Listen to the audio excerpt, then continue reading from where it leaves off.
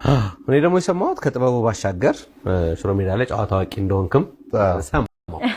አንድ ሁለት ጊዜ ወደዛ አካባቢ ፕሮግራም አዎ መቼም እኔ ስለ ጋሞ ስለኛ ጨዋታ ነው የምጫወተው። ይሄን ጨዋታ ሲጫወት በመልካም ነው የሚያስቡት ብዬ አስባለሁ። ያው ለፈገግታ ያህል ነው የምንጫወተው። በነገራችን ላይ ሽሮ ሜዳ እንደ አፍሪካ መሪዎች ነው ስማችን።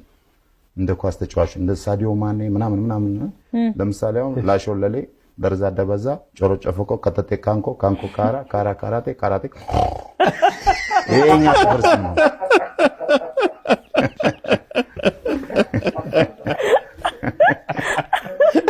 ሰው ተርፏል። ይሄን ጣቢያ ገብታ ይሄን እንዴት አድርጌ ልጻፈው ይላል። አንዱን አፍንጫ ጠመም አድርገዋለች።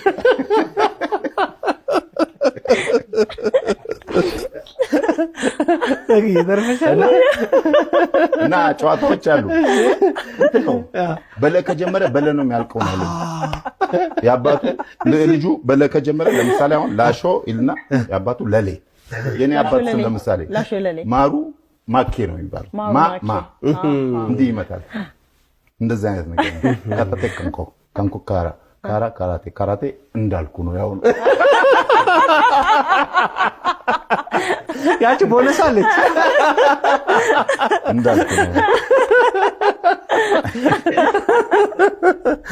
ቅዳሜያችንን ቅዳሜ አስመሰልከው።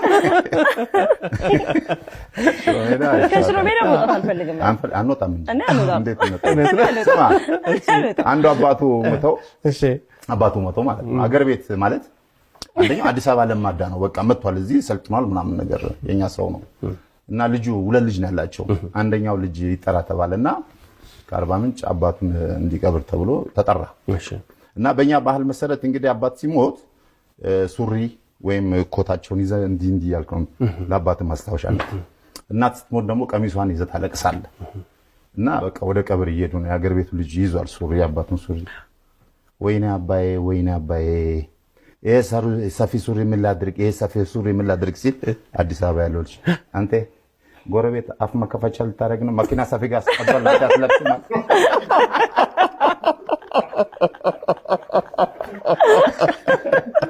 አስጠበበል አንተ አትለብስ ጎረቤት አፍ መከፈቻ ልታደርግ ነው። ያኛው እንግዲህ ይሄ አዲስ አበባ ዘመናዊ ነኝ ባይ ነው። ይሄ እውነት ባህሉን ነው። አባቴ ይሄን ሰፊ ሱሪ ምን ላድርግ ለማሳዘን ፈልጎ የሚደረገው ነገር አለ። እና